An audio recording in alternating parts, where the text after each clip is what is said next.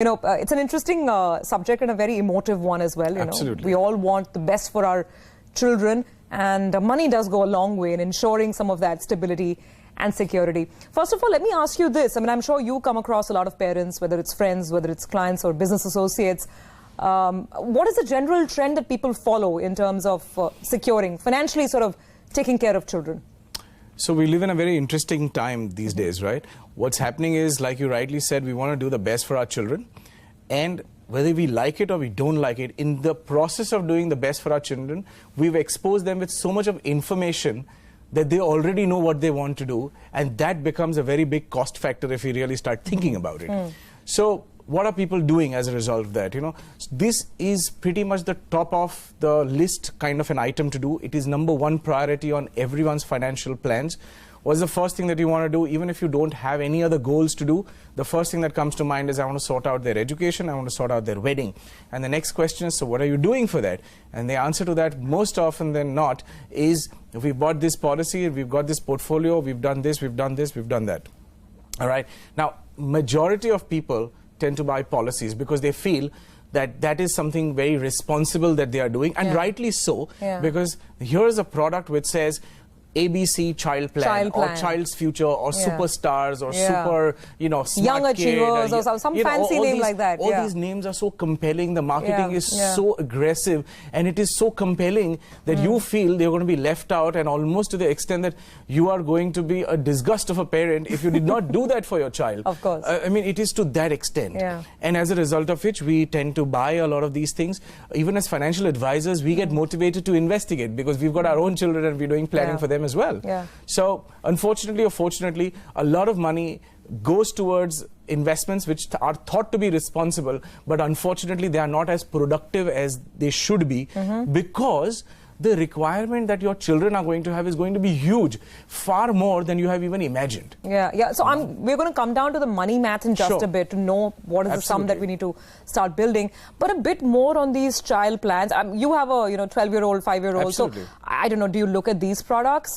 If yes, why? If no, why? Tell us a little more about them. They're largely some sort of insurance policy that we're buying, right? Yes, absolutely. So there are two large categories of products which are popularly bought. One is the traditional child plans, which are like the money back policies, the endowment policies. You buy something on the child is the life assured, you're the proposer as a parent, and what happens is you start accumulating money into that, and then at some point of time you see a fantastic commercial which says that your child is going to become a super successful doctor and all of that, and you buy that plan. Now these plans give you a return of about 2 to 3%, 4%, with state-owned companies, which is pathetic, right? It's 2 really... to 3%? Yeah. Come to the second category of products. So if you're into a ULIP kind of a product, a ULIP insurance product, it is at least a far better option, because there you are controlling the investment strategy, and then that money which is available for investment is at least going into the stock market, maybe gets exposed to better performing assets, and over a period of time your net worth through that ULIP policy will still be far better than what it would be through a traditional insurance policy. Okay, so, and typically how much would a ULIP-oriented child plan yield or return? Let's expect somewhere in the range of at least about 9 to 12%, depending on what allocation you are taking. In better times and market performance being better, and if you are actively monitoring it, maybe your returns could even go up to 14 or 15%. Okay. But what do I do personally? I don't buy any of these insurance plans for them. No PPF, no Sukanya Samruddhi, no insurance policy, no traditional. I have only put money into mutual funds, and by far they have a portfolio then somewhere the 30 and 40-year-olds also don't have that kind of portfolio. The kids of today's generation already know exactly what they want to do. And they, not only that, if you probe a little more, she'll tell you what she wants to do on a weekend. That might be a different profession than what she wants to do during the week. Even that's happening. Basics. There are two simple steps to this. First is we need to figure out exactly the kind of money that you should start sort of working towards. What's that target, that corpus? And the next step is, how do we get there? Correct. So starting with the first, we need some basic inputs from you. If you could share with us, if you have an existing sort of a savings plan, if you've got a sum in mind, how much do you think you want to save up for the year? And how do you go about generally your finances at present? Basically, I have invested in mostly the policies, like, life insurance policies. And I have some SIPs also going on. And 8 years, maybe say 6 to 8 years down the line, I need a corpus of around 60 lakhs. That is what something I have in mind. So Okay. if I could achieve it with your help. Okay, so 60 lakhs, that's a sum that you already have in mind. And you're talking about education. Karthik, is there anything else that we should include when we are sort of first setting our target? How much corpus to generate? Absolutely. So there are two very important things to look at. One is, of course, the time frame. We need to be pretty clear about it. Whether it is a chef or whether it is something else or something else that will come up. All of that said and done, we need to have that time frame in our control. So we need to know exactly what time what's going to happen. The other thing to look at is a lot of times, we tend to make a mistake in the estimate that we're making. So you've done some calculations on the basis of which you've arrived at 60 lakhs. But very often, Surabhi, what happens is we tend to look at the cost, which is the cost where we think that this will be the cost. But it's a nice idea to look at the cost today. So for example, it's a good idea to dig a little deeper and find out if she's going to become a chef, then which college is she going to go to, where is she going to get her training from, and what's the cost estimate today. So let me ask Ms. Yes. Walia, this is factoring in overseas education, or have you largely looked at India as the education destination? Primarily for graduation level, I would prefer her to do that in India. If she wants to do some specialization, Fair then we enough. can. So there could be an element of Yes. overseas as well. So Overseas okay, as well. then is 60 lakhs the right number then? I Yeah, don't that's know. a very important piece of information, because see, the Indian education will be depending on which college you go to. Correct. So it's a good idea to check the cost of that education today. Although Yeah. she's going to come to that education 7 or 8 or 9 years down the line. Yeah. And then what we will do is we will take a slightly higher than inflation rate, because education tends to move at a rate which is slightly higher than inflation. So if inflation is say 6%, then maybe we want to take this at 7% or even Correct. 8%. We Correct. want to inflate it a little higher. There are incidental costs also which sort of build up. If it's foreign education, again you want to look at the cost today. And the cost today, plus there is depreciation of the rupee which is going to happen. So you add another 2% for that. So in an educational planning, if you even inflate by about 8 or 10%, it's not such a bad idea. And then we arrive at a figure of what we are going to need in future. So it's By the dozens. simple thumb rule. Estimate the cost of the education today and put at least a 10% inflator factor on it, and then you can arrive at what you would require number of years down the line, depending on how old your child is. So that's a simple rule. Now let's start acting on this and actually get down to the construction of the plan. Ma'am, you've shared some of the details with us, and I just want to go over this. Currently, you have about 6 equity mutual funds in your Yes. portfolio. Would that Yes, be right? ma'am. Yes, ma'am. And what is the total value of your equity mutual fund portfolio? This is Around the 3. family as a whole, between you yeah. and your husband. Yes, 3.5 lakhs. Okay, fair enough. And I believe you have some insurance policies as well. Yes. What are Yeah. they for? What is the purpose? What kind of policies are these? I have mainly endowment plans and children plan and all those things. Oh, children's plans. Oh my God. I'm remembering the conversation we just had before the break with Karthik. But fair enough. I know, Karthik, you've had a chance to glance over a lot of these papers that Ms. Walia has shared with us. What do you think? So what happens is this. Now, for the time being, let us just go with your figure of 60 lakhs. Let's just sort of work on that. Now, mathematics you can do later on also. If that 60 becomes 120, then whatever numbers we speak today will sort of double up. So at least you know what we need to aim for and where we need to go. Correct.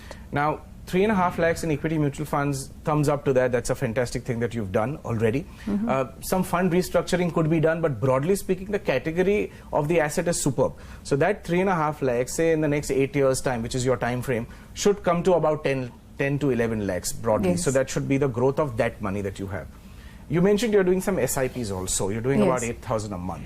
Now, which is also a superb thing to do, because if you don't have lump sum money, the next best thing to do is SIPs. So your 8,000 SIPs also in the next, so many months will sort of more or less come to about another 15 odd lakhs or so. But then that's really, we are far away from our target of 60 lakhs. So how much do I invest? So how much more do we invest? That's the right question. So if we sort of triple that 8,000 to 25,000. Okay. So if we make it to 25,000, then we will come to a figure of somewhere around 45 to 50 lakhs, plus the 10 lakhs which is going to come from your existing 3.5 lakhs. And that way you can reach your 60 lakhs. But now there might be some pressure to do this thing. One of my suggestions would be looking at all the insurance policies that you have. See, most of them are traditional policies. Correct. Unfortunately, I could not find any ULIP policies in that. Because if there were a ULIP child plans, then they are slightly better because the rate of return is much better than the traditional plans. Now, typically these money back plans and endowment type of plans that you have will tend to give you a rate of return of somewhere in the range of 3% to maybe 5, maybe sometimes 6% if you've started the plan many years in the past. I have a question on this. Of all the life insurance policies that you've taken, all put together, what is the sum assured? I mean, what is Between the insurance me and my that you're getting? husband, it is around 24-25 lakhs. Okay, now that's the thing. That's also another. a concern The area. reason I raised that was that, I mean, obviously between you and your husband, there needs to be an adequate cover. I mean, life insurance cover, God forbid. So another reason maybe you need to rethink I'm so insurance. happy. I'm so glad that you pointed that out because see, what we've done a calculation. So we are paying 80,000 rupees premium for only 25 lakhs of cover. Yes. Now, see, typically at your age, to get a 1 crore cover, you would probably need to spend about 20,000 per year. More than that. I mean, just about 20,000. No, to get a 1 crore cover. In a pure term plan, I'm guessing. In a pure Term term plan. plan. Versus that, you are actually getting 1/4 the cover and you're paying 4 times more the premium, so to say. Now, see, the insurance policies that you have, now there's a very interesting thing that you can do with these policies. Once you've passed about 5 years into these policies, they attain what is known as a paid up value, which means you have the option of not paying further premiums. So what will happen is whatever bonuses you have got on this policy are frozen. Those are yours forever. No, that does not go down. So those bonuses plus whatever is your benefit that you've got in your policy till today, your sum assured will get reduced and all of that will be paid to you at the end of the policy year. Correct. So therefore what happens by doing this strategy, you save all that money. So your 80,000, if you divide that by 12, it's almost 7,000 rupees a month. So automatically your 8,000 SIP can go up by another 7,000. So Correct. you can straight away Without do an 50 additional sort of without an inflow additional from your side, pressure on your budgets. Budget, That can straight away happen. Yeah. So if these policies, we stop paying for premiums further, move into that, automatically to a large extent your 60 lakhs is sorted. At least we are somewhere around 45 to 50 lakhs at that point of time. Worst case we can take a loan. But your insurance is then lying open. So we have to get a term plan for you, and because you're working as well, your husband's working as well. So for both of you we need to have a substantial insurance cover. Now I'm looking at your mutual fund portfolio as well, and you have a couple of funds: Franklin Asia Equity, IDFC Equity Fund, Sundaram Select Thematic Energy Opportunities. It's a very niche sort of sector-specific play here. There's an HDFC Midcap Opportunities, Reliance Equity Opportunities, and an SBI Magnum Global Fund as well. So just a curious question, I mean, how do you go about your fund selection? Have you been investing in these funds for a long time now? Some of these funds, I have invested in lump sum. And in some of them, I've started an SIP. Okay. So within the existing list that she has, are you recommending any changes? I mean, the energy fund, for I want instance, to is it- actually recommend quite a lot of changes. The mid-cap fund is good. It's been a good fund. So typically, whatever money you have, if you can allocate about 30% of that to a large cap fund and then one large cap fund, one mid-cap fund, your mid-cap fund that you have is pretty good. So another 30 to 40% can be there because you've got a reasonably long time. Correct. And you're going to create wealth for the children. So even if you are 30 to 40% in the mid-cap, it's okay. The third one, your sector is very, very niche, like you mentioned. But instead of that, if you come to a sector, but slightly more broad-based, maybe like a banking or maybe like an infrastructure, it helps. If you're not happy doing that, then it's also very simple. Just keep about 50% of your money into large caps and the other 50 can be to mid caps. Forget about sectors for the time being. Maybe as a part of your retirement and all of that, maybe you could be sector specific. You could do it at that point of time. Okay. So any other questions that you have? Then we'll do a quick recap of what needs to be done. But any other asset classes that you might be looking at? I don't know, gold or property? Is that part of the plan? That one question I had in mind, I have invested in a property, Yes. wherein, and I have rented out that property. The rent that comes takes care of the EMI. So Okay. I was thinking of prepaying the loan. Right. Should I be doing that, or should I be investing instead in the SIPs so that my returns maximize? Okay, so if you prepay your loan, your loan is costing you only 8% or 8.5% in today's time. Your rent is already taking care of the EMI. Which So is a there's no great pressure. situation to be in, actually. It's a I mean, great situation. So there's no Yeah, pressure on your budget. Now you're going to use good money and give it to the banker. And you're not going to get anything except that your house will keep appreciating at maybe 9 or 10% or 11% in terms of capital appreciation. Even that's no guarantee. Or there's no higher probability with that. It could even some years grow at 5% or 7% capital growth of that property. Instead of that, if you've got good money, why not put that good money for their future or for your retirement future? So you put that into an equity fund or stocks directly also. Maybe that portfolio will grow at 15 to 20% average, and that is also tax free.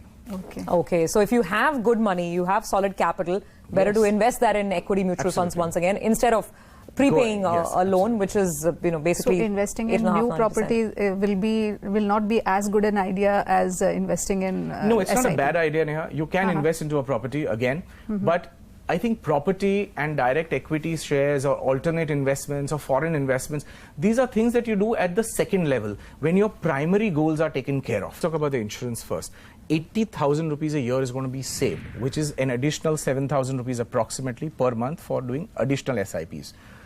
Your life cover of 25 lakh goes away, but instead of that, we'll bring in at least about 1 crore of life insurance for each you and your husband, or 50-50, whichever way you like it. The cost of that will be somewhere in the range of 20,000 or so. Both of you put together combined for the whole year. So it's a very small price to pay. That would take care of your insurance. Then we move on to your 60 lakh target. We've got 3.5 lakhs in mutual funds. We're going to reprogram this investments. We're going to sell some of the ones which are old and buy into this kind of a 50-50, buy 2 funds or buy 3 funds at the most. And that will automatically come to about 10 lakhs in the 8-year period that we're talking about. You already have an 8,000 SIP going on. Let that continue. No problem with that. The insurance premium that you will save get transferred, so you get another 8,000. And if you can manage yet another 9,000 from your budgets, so if you can do a 25,000 SIP in totality, then that will put you at about 45 lakhs to 50 lakhs in about 8 years' time.